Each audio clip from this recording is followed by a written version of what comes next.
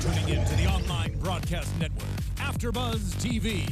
Over 20 million weekly downloads in over 150 countries, and your number one source for after-show entertainment.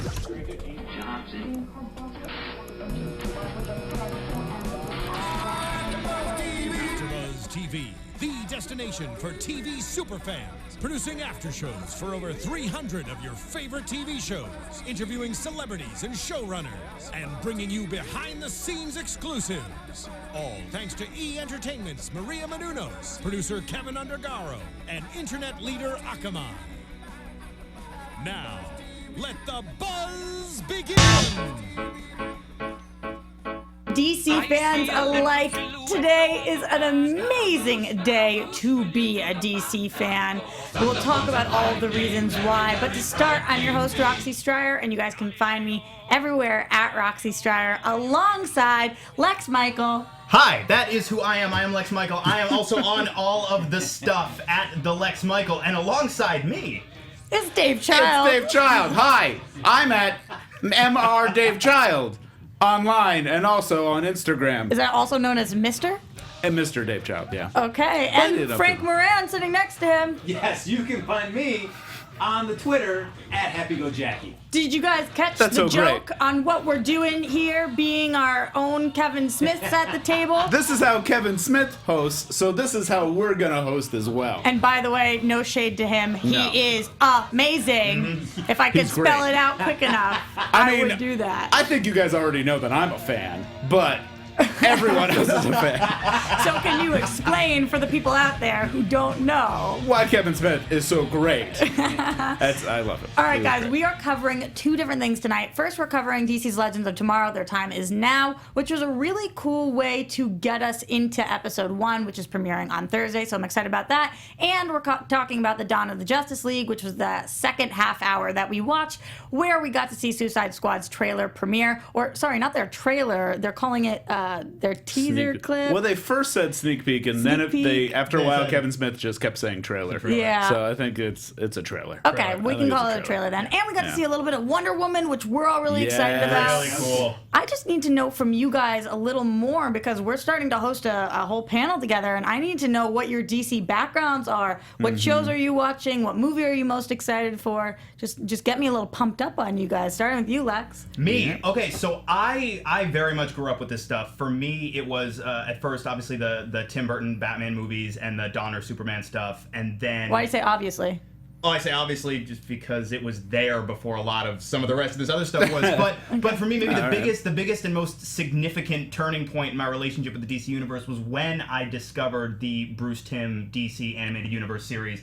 Batman, Superman, Justice League Unlimited, Batman Beyond, and that stuff led me to the comics years and years and years ago. And so I became heavily immersed in the comics, never expecting that I would live to see some of the stuff that we are now getting to see realized in live action. And like, what really totally blows my mind really hard is that we're in 2016 right now. Yes, we are. And I got that right. That is true. We're caught up. It was 4 short years ago that a movie starring the Avengers seemed like a insanely risky gambit on the part of Marvel Studios. Now, cut to not even 4 full years later, and we've got a version of that, thanks to DC Comics, we've got a version of that on TV every week. It's insane and so super cool. I completely agree. Dave, what about you? Yeah, I mean, I loved comics ever since I could read them or look at pictures. I would say I was a big Flash fan, actually. I loved the Mark Waid, Wally West Flash back in the day. That was like my jam. And then Batman the Animated Series came out, and it blew my mind. It was so good. It actually introduced the world to Harley Quinn. Yes. There was no Harley Quinn in the comics until the Batman Animated Series. And then it became a comic thing, and it just... I'm really excited. I'm excited to see a Wonder Woman movie because I've been wanting a Wonder Woman movie for so long. How come? She's so badass. Yeah. She's so good, and it's easy. It would be so easy. I mean, Xena Warrior Princess did it. why can't they just make it into a movie? So I've been waiting for like the Wonder Woman movie because she's great, and she also builds off of like the Greek mythology, which I was kind of obsessed with as a kid, and it was a good like I like loved mythology and I loved comic books, and it just kind of blended together. Your prayers are about to be answered, Yes. luckily for you. What about you, Frank? I started off with the comic books and love the whole. What I loved about the whole DC universe is just like time travel is so prevalent, as well as multiple Earths.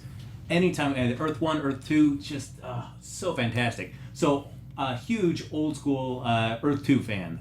Just Alan Scott, Jay Garrick, those versions of Green Lantern and Flash, I just really gelled with. I like just discovering, like, you read them as a kid, just see like, oh, you know, Superman, Batman, but then you discover there's a whole nother Earth with characters that you didn't even know that existed before you were even born. And finding out all their adventures, I really jived with that. And then it was the Justice League animated series. Yeah, that was so good. Dwayne McDuffie, just the stuff that he was doing for Justice League Unlimited, just doing those long season-long arcs. Yes. With all the characters in there. He did such a great act. And especially the last episode with Lex Luthor and Darkseid going toe-to-toe. Yeah. What just a great wrap-up for that entire series. Yeah. So, for me, I'm looking forward to the Justice League movie. I enjoyed the Avengers, but I'm curious to see. Yeah. I've been a little trepidatious about DC's kind of acceleration, I feel like they're trying to catch up to Marvel. For sure. So I'm curious to see how they're going to handle the Justice League movie. I'm hoping that we get like a nice Brainiac, kind of how they did in the series, and like Darkseid. I think I noticed they were hinting a little Darkseid. We could talk about that later, but like I'm wondering if he's going to come in. Well, it definitely there are what look like parademons in the Batman Superman trailer. I Yeah, could we could not talk picture about it. them being anything I else. have no idea what- Yeah. There's not many other options we have there. It'd be interesting for them to try to pick something else with that. Right. So I actually, you guys, I'm glad to hear that you guys have all been fans for so many years. I was a big Superman fan growing up, but it was more just Superman, loved the character, read a lot of Superman stuff, and then I had a big brother that I was really trying hard to Right. impress, and he was a massive comic book fan. Same with me. So That was- and it was cool. It was cool to like comic books, and it was cool to, and I was all in on it. So then in more recent years, I started really like loving it just for myself and Right. loving finding random things. Love every single DC TV show that there is. Yes. I'm obsessed with what they have put on television. I'm even into Gotham, which I know has a bunch of haters, but I love it. I love Supergirl and what they've done. I love Flash. I love Arrow. I even Right. loved Constantine. I'm so excited for Legend of Tomorrow and for Preacher, which I can't. Sure. Yeah, jeez. So I'm all in on DC TV right now, which is why when I heard that Legends of Tomorrow was looking for an AfterBuzz panel, I was like, oh my God. Right. I'm going to get the nerdiest, coolest people together. We've got to do this. got it. Yes. That's We got right. Yes. we got our own legends put together. So Frank, you specifically mentioned how big a fan of the Earth 1, Earth 2, like the multiverse concept that you are, and like it's one of, since this stuff started, I keep having these moments of, oh my God, we're here now. Yes. And especially once Flash started Right. and they started going real hard with the time travel aspect. Dude, we got Victor Garber explaining the multiverse. Which was with awesome. visual, like, dude, I don't know Yes. about you, I got emotional. That was I so started That was getting, one of like- the best scenes ever, as he's got the thing. Anybody could understand it. He was so brilliant the way that they broke it down, just for Right. people that didn't know Earth 1, Earth 2. It wasn't rocket science anymore. I love that they've embraced it. They just went full in on that whole concept, not hesitating at all. And I love it. It's great. Right, and it's not just big, super mainstream stuff that everybody knows. They're going deep cuts. I mean, we saw that King Shark showed up at one point. We saw Gorilla Coming City. back. Yes. Confirmed to come back. King Shark, they just confirmed, yeah. Oh my God. Coming one thing, back. One thing. There used to be something called tight chain that a lot of superhero movies and like projects had, where everyone was going away from tights, going away from the bright, shiny, happy like superhero stuff, and getting grittier and grittier. And now we're in this whole new world where people are embracing like the goofiest stuff. We have in Flash, there's a Gorilla City. There's actually a Gorilla City in Earth 2. And they played off that, and it shows that I think Legends of Tomorrow is actually going to be the kind of culmination of that. It's the goofiest, the like grow into that. So let's talk about the characters on the show.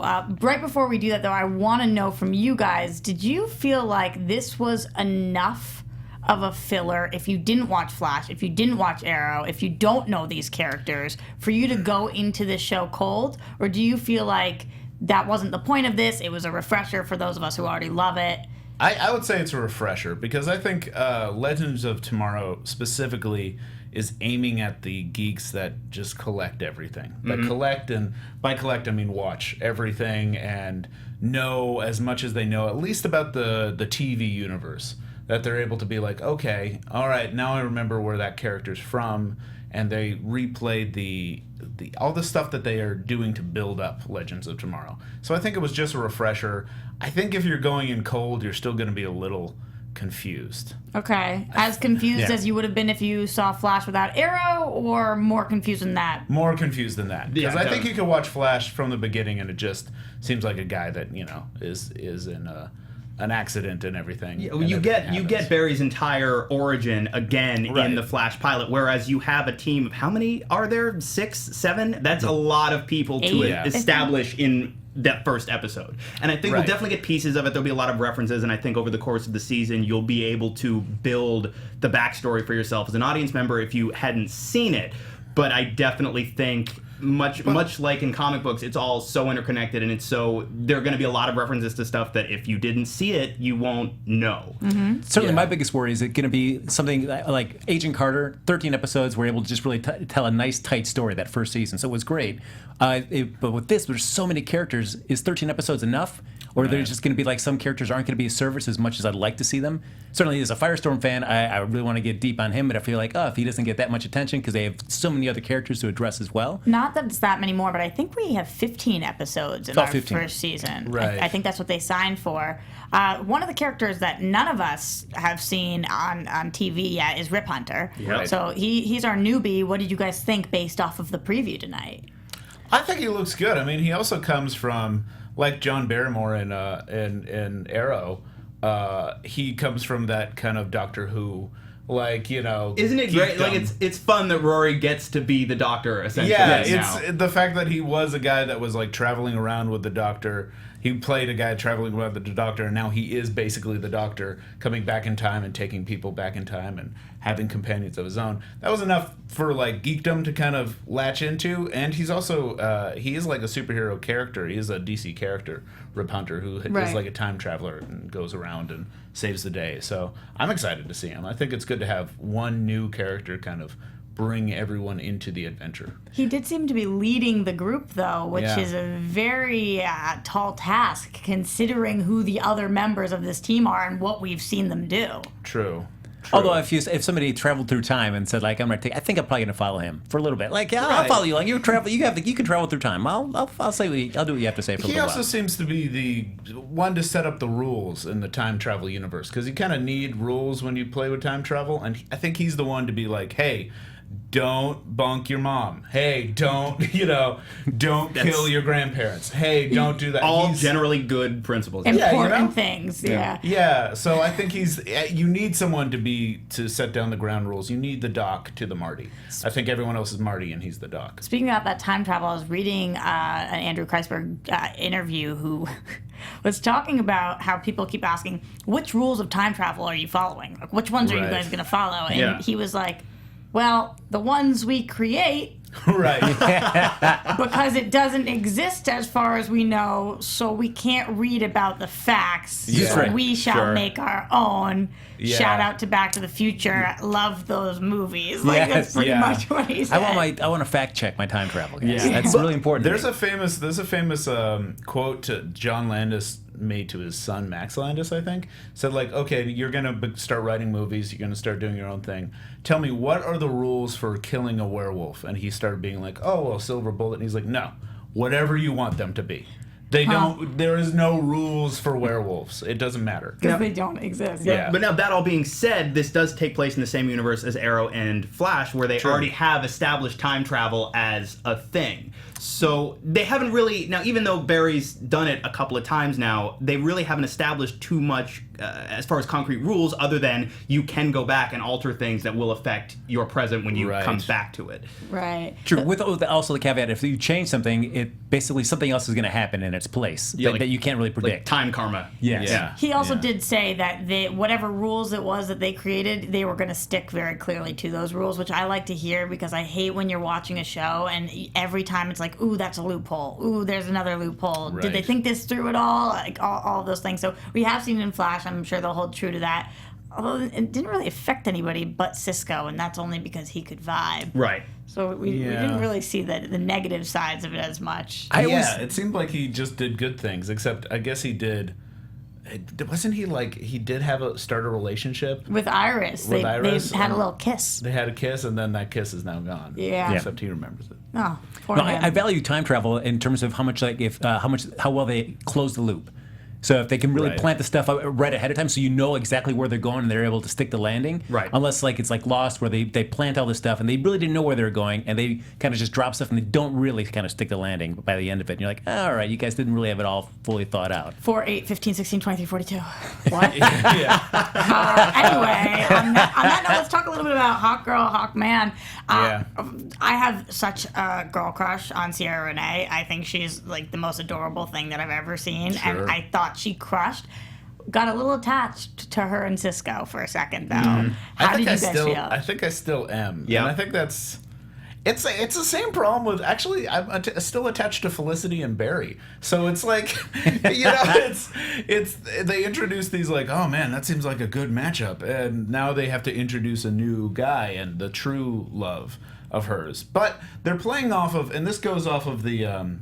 time travel rules and everything, because they're playing off of the theme of destiny versus what you can, your own sort of destiny, or what you can make of yourself, make of your life. So they're destined to be together. Does that mean they will or not? And I think that's their whole like, will they, won't they? It's kind of this epic Ross Rachel-ness that they're kind of introducing. So I think it's a good idea. I hope that they make Hawkman a little bit more likable as it goes on. Because right now we just saw that one episode where he was just kind of like, yeah, we're going to be together, you and me. Now jump off this roof. Imagine doing that for that many years, though. You kind of, at some point, you stop being like, no, I know it seems weird, and you got to just be like, all right, I know what you're going to say. I know what they're going to say. We're going to be together. Just let's get to that part. You going to be with me, girl. You just watch it. Yeah. Yes, that is what he sounded like. We're forever Hawks. Are we at least invested in this relationship, though? We want to see where it goes. I would say not yet. I Okay. think, but that's something to play with. I think because they don't like each other right now. And I think that's a fun place to start any He good loves relationship. her. Yeah, but she doesn't like him. So it's gonna be a back and forth, and they're kind of forced together. Well, there's been so many versions and interpretations of Hawkman throughout the years. Oh, right. They have the most confusing origin Yes, ever. whether he's, they came from the planet Thanagar. Thanagar, Yes. yeah. There are science police there that actually pose as museum custodians or for that. Right. But now we totally embraced the reincarnation aspect, the old Earth 2 kind of tie of Hawkman. So I like that aspect. So Yeah, I feel same. like that plays really well into this whole series. When I would... Oh, sorry. go ahead. No, I was going to say, I would assume because their origin is tied so closely to Vandal Savage, who is the main villain of this series, I would imagine that that's going to get a lot of play, the development of that relationship as we proceed. Great segue into our big bad that we know is going to be the big bad the whole time. I love that because what we've had on Flash, what we've had on Arrow, sometimes there's the big bad the whole season or half the season, but it's never as daunting to me as Vandal Savage is. Right. Oh my God, is he... Like, I shake when I think about him. He's horrifying. Did an amazing job in the one episode he was in. How do you guys feel about him sticking around all season? I mean, I always like Vandal Savage. I know him from the comics, and I think they never quite knew what superhero to team him up with, because he was always just kind of floating around, and he was like Superman's supervillain at some point. He was everyone's supervillain at some point, and I think the only one he really teamed up with the best was an obscure 90s superhero called Resurrection Man. Yes, that was great. Whose just ability was to die and come back with a new power every time. So they're doing that with Hawkman and Hawkgirl by having them continuously die over the years. So they're kind of... they're playing off the idea of a mortal person with people that have died and been reincarnated over and over again. Right. And I think that's good. And I also like how he has that Ra's al Ghul thing where he's been around forever and he's like a master at everything just because he lives so long. Well, you just mentioned the person that has his ashes right now, which is what I'm curious about. How are we going to get from Ra's al Ghul having the ashes that he picked up to Vandal Savage in Legends of Tomorrow? That's true. There's no Lazarus Pit right now, but they could play with the idea that they go back in time and he's not.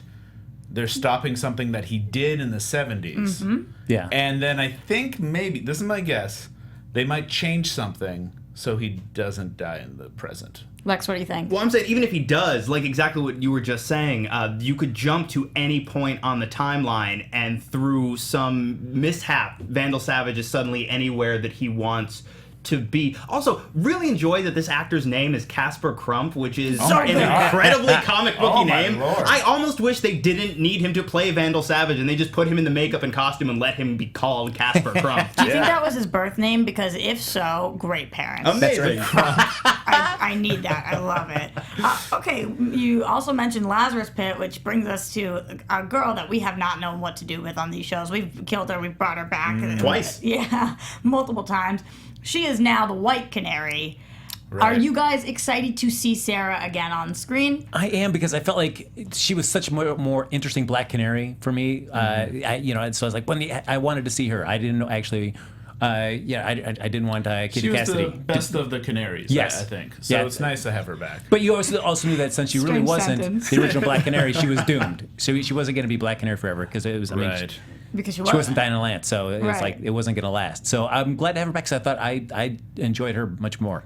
Okay. Yeah. What are you guys thinking? You're excited to see her again? I think it's great to see her again. And I like that she has one of the more interesting motivations going into this show where she's trying to find out who she is, because she does come from that trauma of coming back from the dead and also becoming beast mode all of a sudden. So Yep. she has to kind of like get rid of her bloodlust and also just find out if she can be a good person or if she is the person who she was before she died. And or if she's a new person that's even a better hero. So I think she has a lot more questions to answer. So it's nice to see her. You don't trust journey. her right now. Well, I think she doesn't trust herself, and I think that's what's interesting about her. It's because I wouldn't if I was in her shoes coming back from the Lazarus Pit. Sure. As I'm sure will happen one day. But Yes. it's just you got to figure out who you are when you come back from the dead, because you don't know what you're carrying. Sure. I mean, certainly the only thing is like that storyline is so closely to what Speedy's doing over in Arrow too. Just Right. even though she didn't die, but she was near death when she went into the Lazarus Pit, came back full of rage, has to kill to kind of quell those kind of feelings. Yeah, but then Speedy's totally normal, and then she's not, and then she's totally normal. I don't Yeah. know what to make of her, but I love Speedy, I will say. Right. How you feel, Well, Lex? Roxy, I agree with what you were saying a minute ago about how it seems like they did a lot with Sarah on Arrow, and it never seemed like they could pin down exactly what to do with her on an ongoing basis. They just liked her. Right, but I agree too with everything, Dave, that you were just saying, and it seems like now finally they have her in a place where she has a clear trajectory that she can follow. Purpose. And so I'm curious to see now, given that there have been so many things, this character has been, bopped back and forth in so many different ways, I'm curious to see if they can now pay that off in a satisfying way. Right, yeah. Our comic relief of the show, the Atom, is coming. Guys, I still, every So time I good. see him, I'm like, what's going Super on? Adam, Super Iron Man yes. Adam. And then remember, he was supposed to get his own show, maybe, the Yeah. Atom, Oh, and really? then that's it. I mean, I think that's what he thought, at least, coming into the TV world. I'm gonna be honest. I kind of wish that happened. That because, that it was just the Atom. Yeah, because they say it in this special about how every one character could have his own show or could have his or her own show. But the Atom especially is someone that, like, I loved reading the Atom because he's someone who's a scientist that can shrink really small and then he's in a whole nother world. Like the miniature world you could get like microscopic and then it gets real weird. And then he's playing off of that. He travels through phone lines, which he can't do anymore now that we have cell phones. But he used to do all You that don't know. stuff.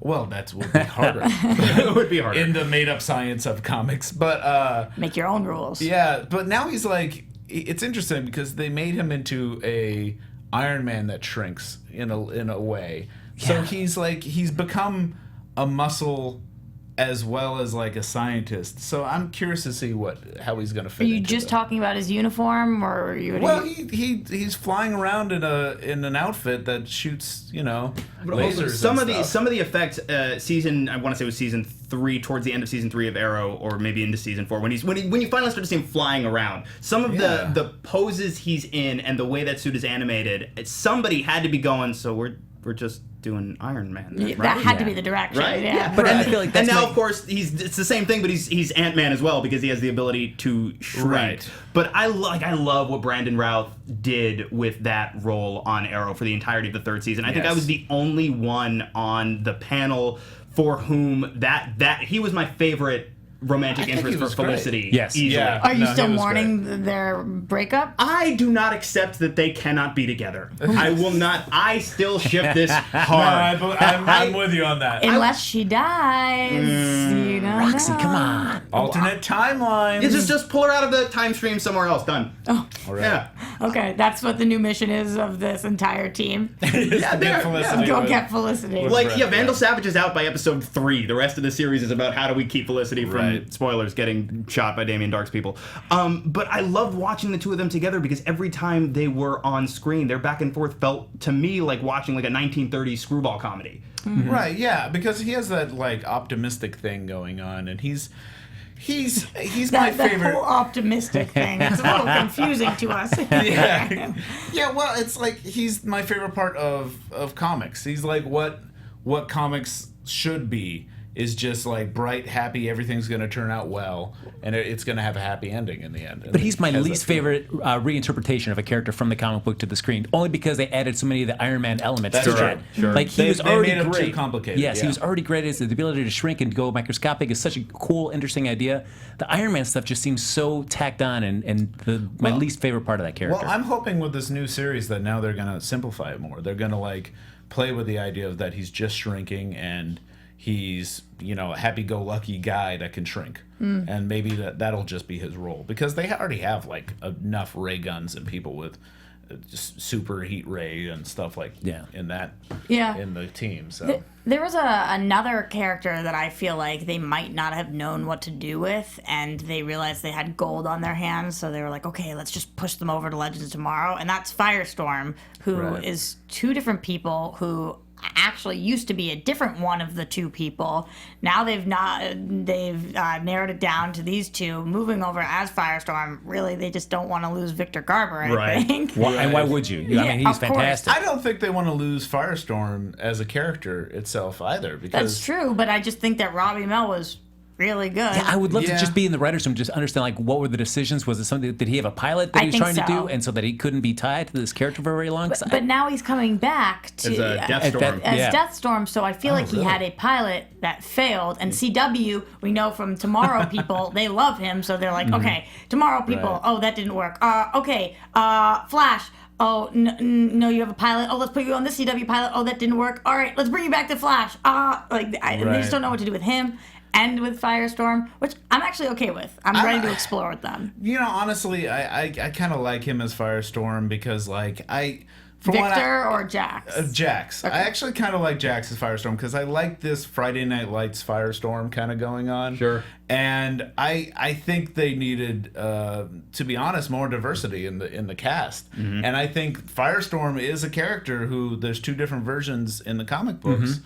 And I think it's good to go with the more diverse character, and that way you could tell a different type of story in that sense. That's true, and the other Firestorm had gotten really used to each other, and we couldn't see all the trials and tribulations of them trying to figure this out. Now we've only done this one time. We'll see how they work together. They're very different. Yeah, and I like the idea of that episode where there was a guy that the professor obviously wanted, but they went with the other guy because the other guy's better. That guy ended up being Cray. Yeah, he did, but he was he seemed like the choice that was right for the professor, and then it turned out it wasn't the choice at all. Mm-hmm. It was you should go with your opposite rather than your equal. And it creates a really interesting dichotomy because as oddly matched as Martin Stein and Ronnie Raymond were, he and Jax, I think, their life experiences have significantly less overlap. So there's a lot of room to play with watching them try and, get the Venn diagram to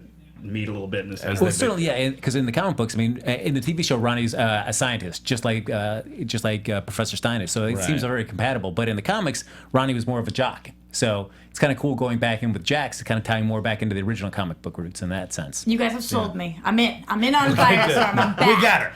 All right, two of my favorite villains of all the DC shows, because I don't even know if we can call them that at this point. We have such a close relationship with them. Captain Cold and Heatwave. Every time they're on screen, I can't look away. I think they are so funny together, but also even when Captain Cold was separate, I love it. I even love Golden Glider with them. The whole thing. I know it's going to be a great episode when they're there, which means that this hopefully will be a great series. How do you guys feel about them? I like them because they operate just like as they're saying on the show, but the rogues operate by like a certain set of ethics and moral code, which always kind of separated them from a lot of the other villains, a lot of the other characters would have. Yeah. So I always thought that made them very interesting, so that they could be a little bit morally flexible in certain situations, that they could do something which you think is being very altruistic, but maybe at the end it's also because they was going to get something for them as well. Right, and it's interesting that have the direction Captain Cold has gone in the TV show is a lot like what they did with Pied Piper in the comic books, where he was not on Flash, the Flash TV show, but in the comics he was like part of the rogues, part of the supervillains, and then he kind of turned good after a while. At first unwillingly, and then he kind of became the Flash's friend, and that's kind of the direction they're going with these guys. And at first I was hesitant. But then I realized they're going to make the team a lot more interesting because they're going to be the people that are going to want to go in the morally kind of bankrupt area of the mission.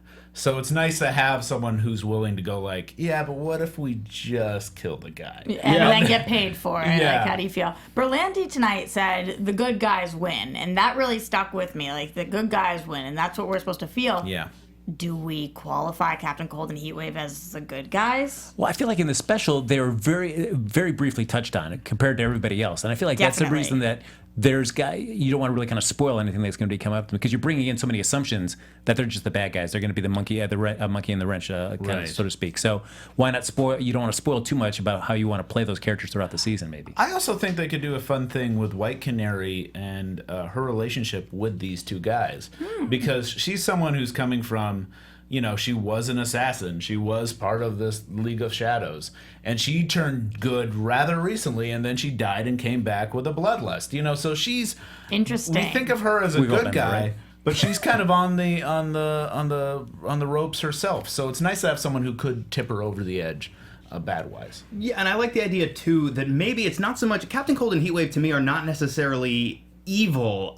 They just are really good at crime, and they get ahead doing that far more than if they were to do anything honest. I was actually thinking specifically of how, in some of the snippets of footage we saw tonight, Heatwave, Dominic Purcell, plays it just so aggressively crazy. He just chews up that scenery. And I love it. So much fun, but I was reminded a little bit of, I don't know about you guys, but I'm a huge fan of Buffy the Vampire Slayer. Oh, I thought you were going to say Prison Break, and I was with you. Well, obviously, that's the immediate go-to because the two of them are on it together. I'm still with you, though. But I'm thinking about, if you remember what they did with the character of Spike, which for my money, one of the best long-form character developments that I've ever seen, but he starts that series as just an aggressive, destructive monster, just total evil force of destruction, and then they find a way to just take all of that aggression and just point it this way.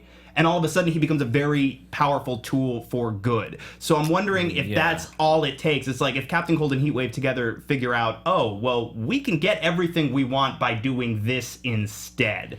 Yeah. I feel like they're apt to move in that direction. At Comic-Con this past year, I got to interview the cast of the show, and when I was interviewing Dominic, this always sticks with me when I watch, because I feel like he is actually really similar to his character, and I mean that in the best of ways. He talks kind of like this. And he gives 0 Fs about anything. Just, but in a great way. Like, he walks into a room and, blows everything up and then leaves, and it's like, what just happened? I don't even know. But I was asking him about his relationship with Golden Glider, and he looked at me and he said, who the beep is Golden Glider? And I was like, he was like, I don't watch them. I don't listen. I come in, I do my job, I leave. I love it. I love being on set. As opposed to Wentworth Miller, who got him the job after Prison Break, who like reads every single thing, looks at everything. So I just think their dynamic off screen and on screen is so much fun. Well, also, I really want to like tip the hat that I'm not wearing to Wentworth Miller, because he shows up on The Flash making just these really, really odd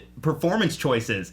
And at first, you see him in the first couple episodes, like, what is this dude doing? And as it evolves and as he really hits his stride and as you start to get used to what it is he's doing, he became, for me, one of the most consistently fun parts of that really big ensemble. Yeah, especially when they tipped his hand that he found out Barry's identity. It's so early on into their meetings. So like, wow, that really kind of changes the whole dynamic going forward with these guys. Yep. Right. Here are the things that we heard about it: that they're fighting to save all of history, that it's insane and crazy, And bananas. and unpredictable and utterly bananas. I love that those were the adjectives that we kept getting. I love how it was just like if the first show is a gritty crime drama and the second show is a fun superhero movie, the third one is bananas. Because those are the three categories we know so well.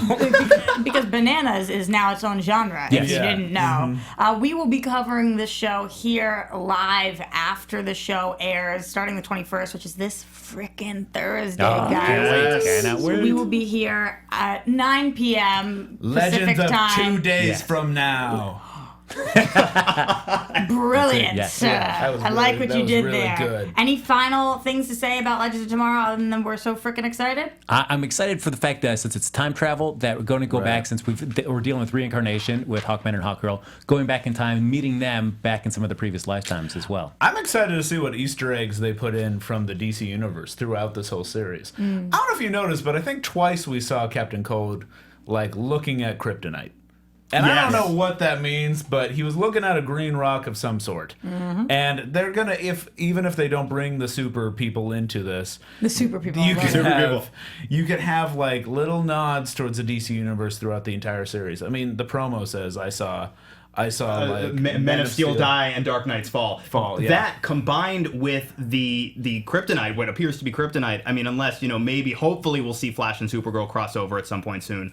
But They kind of been talking about it recently. yes, and it's really more what they're not saying that makes me think it's actually a possibildy. they now. might be leading to a crisis situation. That'd be the greatest thing. That'd be it. You could close TV forever after that. I'll be done. It's okay. I But just rewatched. they're just going for it in such a big, bad, bold way, and I love it. It makes me so crazy happy. Yeah, and Jeff Johns said that the Legion of Superheroes is going to show up, at least name checked in What? one show. Really? So whether it's Supergirl, Flash, he wasn't specific, or Legends of Tomorrow. So I'm hoping it's Legends Tomorrow. That'd be awesome. Could be Get a chance to see. Supergirl though, because Supergirl had a lot of experience. Yes. Okay, guys. Okay. It is time to talk of the Justice League. Boom.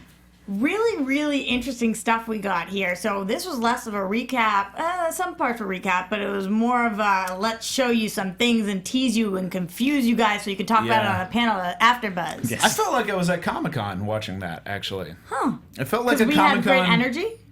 No, It was well, about us, right? no, I meant like Kevin Smith was like presenting this at Comic-Con, which was like, hey, we're going to show you a sneak peek to the whole world on TV. Simultaneously at once. It felt like Comic-Con to me. They did 'cause have a nice way of making us feel really special. I was like, Yeah. oh my God, I got to see something that nobody else did except for everybody else Everybody watching else saw it, CW, which was everybody tonight. I'm curious to see what the ratings will look like for this. right. And how many viewers are they got. All right, let's talk some BVS here.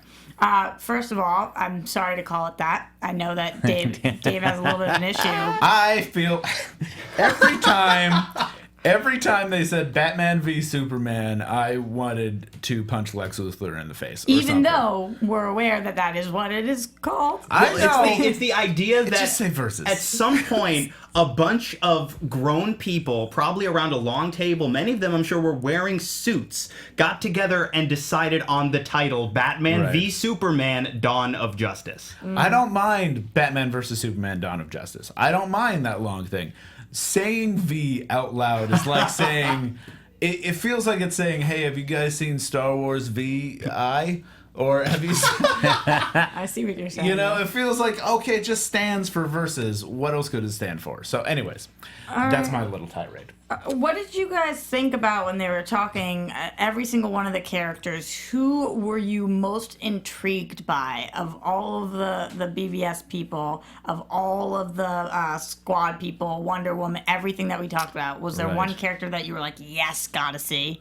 Well, I mean, it's the one thing, other than seeing what Wonder Woman's interpretation is going to be, or the Suicide Squad, I mean, it's a new interpretation of Batman. So, yes. I mean, after being under Christopher Nolan for so long, to see what the next step is when somebody else kind of takes the reins and how they kind of change it. I mean, I don't know about him making him so much older. That's my only thing. Is like that. I'm not liking the idea of just personally that he's older than Superman. Right. And that's just me just being really like Superman's the first superhero, so he should be the one that kind of starts this whole thing. Right. But knowing that Batman's been around for a long time and then kind of just went quiet for several years. Well, it also seemed like they wanted to jump right to being able to pull heavily from The Dark Knight Returns, which I'm not necessarily complaining about because that's one of the best books that's ever been written. And I brought it in today. I don't just mean comic books. I mean any book. Ever. So I get the inclination, and some of the visuals that we've seen, and obviously Zack Snyder is a master of visual aesthetics. It looks great, but it does definitely, to what you're saying, it creates what seems on the surface to be a very, very strange dynamic between the two of them. Well, one thing that I'm excited about is I think origins are overrated, and I'm done to death seeing superhero origins on TV. On movies. I'm done with them. We know who these characters are. Let's just bring them on stage and see them like have fun. It's a very broad statement though, because when you're talking about Batman and you're talking about Superman, I'm totally there with you. But they talked about Wonder Woman tonight, which I don't think it's fair to say we've all seen it because we don't see live action big screen, and I think it's really important actually. People are upset about the origin story we're doing with her. I think it's wonderful that we're going back and taking the time to explain who this woman is and saying, hey, she's a serious player. You should know where she comes from. And there's a lot of stuff there that, like you say, we haven't seen over and over and over again. Like, I mean, I think everybody at this point knows Superman's origins. Yeah, last son of Krypton, his planet blows up and he's sent to Earth raised by the Kens. And if you don't...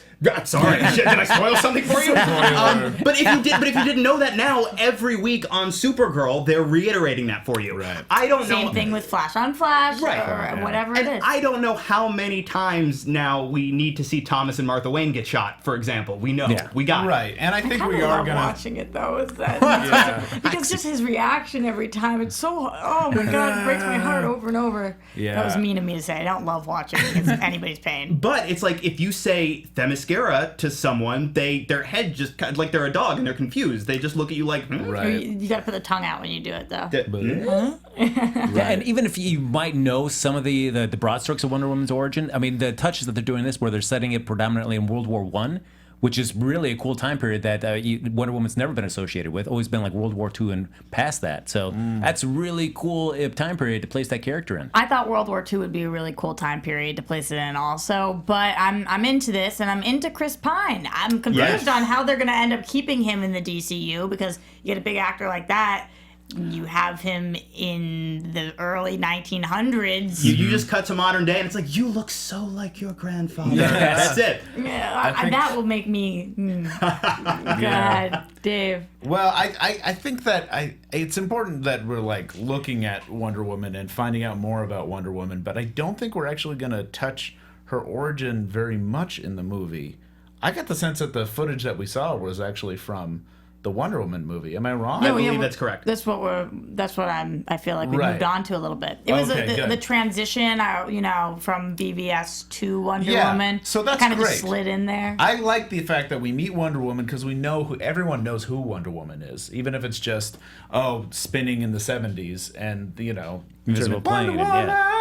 Even if it's just that, people know who Wonder Woman is. Or even if you've just seen her shirt, because she's on all the people's shirts. It's the only female superhero that you see. Like, even if you're just a fan of Weezer, people know who Wonder Woman is.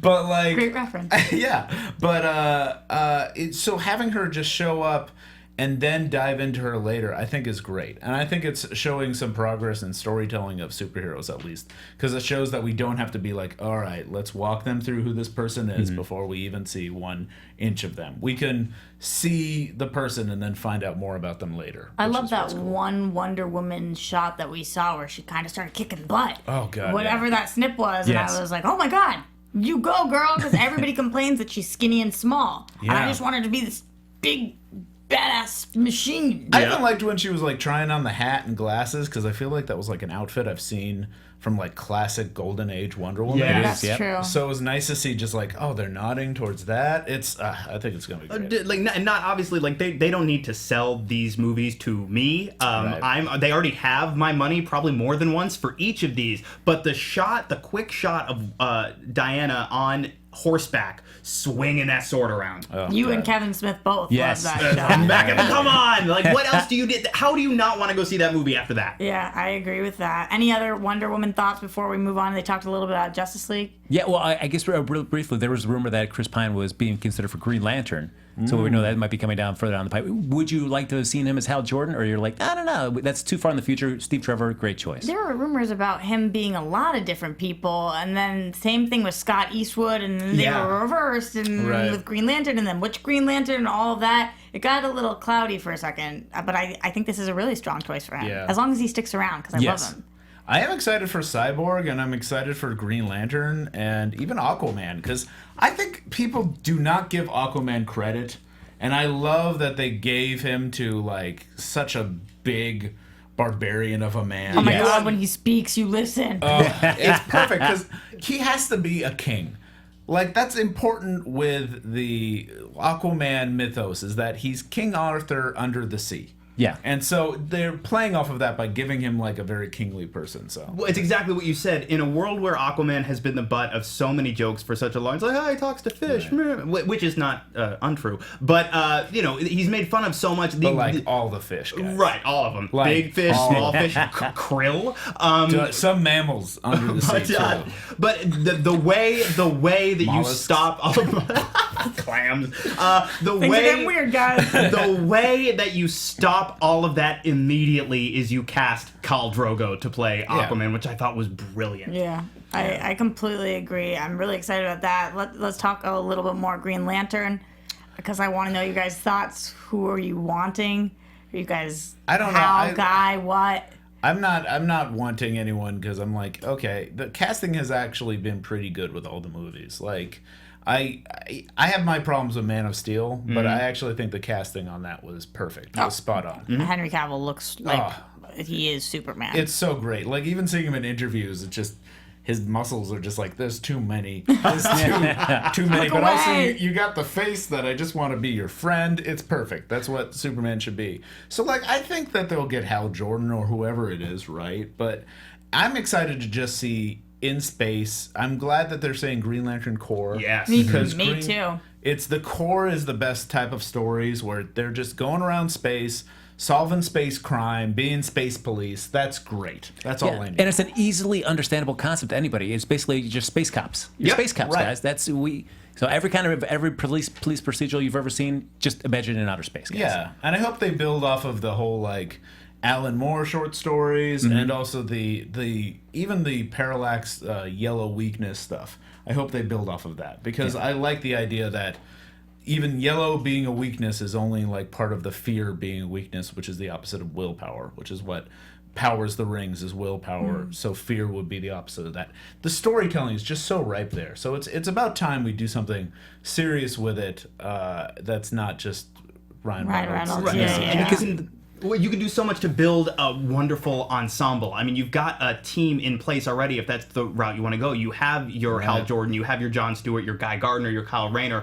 You mentioned the Ryan Reynolds movie. John Stewart. I thought would we say- weren't going to bring it up this time. Well, I would say, to me, the biggest bummer about that movie is because they cast Mark Strong as Sinestro there, we probably won't see Mark Strong as Sinestro again. Maybe. Yeah. That could be true. Maybe they'll pull an M like from James Bond. Yeah. You know, you never know. Mark Strong is the new Judi Dench. Yeah. We all kind of had a weird reaction to The Flash and Ezra Miller and just what they were doing with that. There's not that much more to say, but they were like, this is a very different story. Let's tell you the exact same story. Yeah, the origin was exactly the same. Yeah. We have 5 minutes to wrap. We have to get the Suicide Squad. I'm totally with you. Let's talk about this trailer. Right. Overall thoughts, I want a number, 1 to 10. I just threw that at you guys. And I get to go last and hear all of your first move. Starting over there with Frank. For me, I guess I always loved the Suicide Squad, the comic book, John Ostrander, Luke McDonald. That stuff was fantastic. I mean, Deadshot, one of the greatest characters around. So it's so cool to be seeing that. And the fact that the mask is so authentic to the actual look in the comic is really cool. I don't know. The Batman Arkham Asylum movie that came out. Assault on Arkham. Yes. So that was a great thing. And if the movie kind of followed that kind of tone, I'd be really jazzed for it. So by this trailer, I'm only giving it a 6 right now. Ooh. All right, Dave. Okay. Well, I would have to say, I'm going to say trailer gives me a 7 because it looks so great. Harley Quinn looks great. Everyone looks fun. Ed Hardy, Jared Leto, though. Ed Hardy, Joker, he gives me a 2. Right now, so it's gonna be interesting to see if they're able to win me over with Jared Leto, and I do like the little hints that they're doing. I'm curious to see what the relationship is really like with Harley Quinn. I hope they play off the idea. I hope they go like a Jessica Jones route where she's trying alcohol. She's trying to recover from an abusive relationship in the past. That's what I'm hoping they're doing with their relationship, but we're gonna see.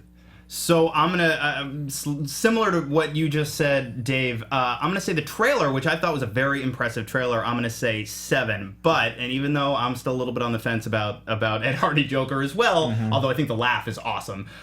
True. It's the teeth too. It's exactly what I was saying before. It's wow, we're here now. Harley Quinn is in a movie. Killer Croc is in a movie. Killer Croc. The Fresh Prince is Deadshot. Yeah. We live in that world, and so all of those factors taken in concert with one another bump it to an 8 for me in terms of excitement. I love that 8 out of you. I needed that for this panel right now. Speaking of Fresh Prince, I thought that he did an amazing job in the first clip we saw as he's like, open the gates and all of that. But the minute he opens his mouth, I always think Will Smith. And I don't know how to get rid of that. And I don't even think it's his fault. Well, that's difficult for me. I'm hoping they push how bad he is. I hope he's a terrible person. Because he's so likable as Will Smith. Right. And he's already like a guy we're used to seeing blow up aliens and save the world. We see him as a hero so they can really push the idea that he's like a terrible person and we'll still like him. Enchantress scared me a lot, which is great. I don't know what they're doing with her, and I'm all in to figure it out. I'm surprised they're bringing in magic here, and I'm wondering if they're going to make magic an actual alien thing and maybe bring in Apocalypse because of it. That's maybe my hint. That's maybe my thing that they're going to go with, because I noticed a lot of big dents in the ground, big like things getting ripped apart. It sounds like something super's going on, and maybe they're building up Apocalypse and Darkseid. Right. A couple other things that I loved. I loved the voices scene with Harley. I thought that was really cool and clever and funny and scary also. And then I thought it was great that we saw her butt at the end there, looking good. Margot Robbie, she's so cute. I think she's going to run away with this movie. Yes, absolutely. Jai with the beer, that was kind of funny. I don't even know what to say about that. He's great. I mean, I never thought I would say Captain Boomerang looks great in a movie. I didn't think that Captain Boomerang in a movie, that's awesome. Yeah, that's amazing. The best part of the trailer probably for me was Bohemian Rhapsody, which was perfect for this. I am giving it also an 8 because it got me even more excited than I was. The teaser for me was probably about a 10. Like that teaser that they initially dropped was amazing. This was really, really strong. There was a couple of things that I hated, which was the words going across the screen. Worst heroes ever. Like the comic book guy from Simpsons. Yeah, it's like, we get it, we're geeks. It's still Big Bang Theory, yes. Yeah, Okay? it felt like it was outdated, and also in my head, it was worst heroes ever, which was like, I don't know, my Jewish grandmother's voice, and I was like, why is she here right now? This is so strange. So that bothered me a bit. I actually liked the Joker scenes. And other thoughts from you guys on this trailer? Yeah, I guess my number is so low is only because I feel like the Marvel movies have been so successful for me that I feel like I'm buying into what they're selling me when I see that. But I've had such a hit and miss ratio with the DC films, especially with Superman Returns, the Man of Steel, things like that. It's just been kind of so. I'm very gun shy about wanting to just jump all into a DC movie. If Batman v Superman is great, Suicide Squad's great, then certainly I'll be more all in right off the bat. Yeah. All right. I just remembered the shot in the trailer of Deadshot on top of the car firing his gauntlet guns, and now I'm going to say 8.5. And there is. I love it. Okay, guys, we have this Thursday the premiere of Legends of Tomorrow. On March 25th, we have BVS. And then in August, we have Suicide Squad. 2016 is a really good year for us DC fans here. Yes. And us comic book fans. Yeah, I know. Finally. DC not having a single movie in theaters in 2015 was... That's how I felt. Distressing, like it's all falling apart. Exactly, that's exactly how it was. Guys, until Thursday, where can the people find you to hear everything that you're thinking about Legends of Tomorrow and DC stuff? I'm Lex Michael. I'm on all the stuff. Tweet at me, do whatever you do, all the verbs at me. Kevin Smith and we'll make big hand gestures together. I'm everywhere at the Lex Michael.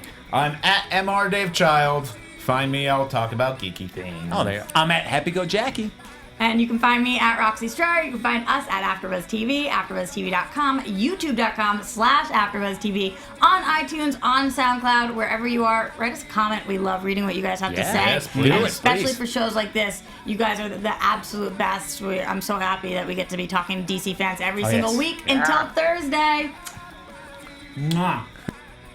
From executive producers Maria Menounos, Kevin Undergaro, Phil Svitek, and the entire AfterBuzz TV staff, we would like to thank you for listening to the AfterBuzz TV network. To watch or listen to other after shows and post comments or questions, be sure to visit AfterBuzzTV.com. I'm Sir Richard Wentworth, and this has been a presentation of AfterBuzz TV. Buzz you later! The views expressed herein are those of the hosts only and do not necessarily reflect the views of AfterBuzz TV or its owners or principals.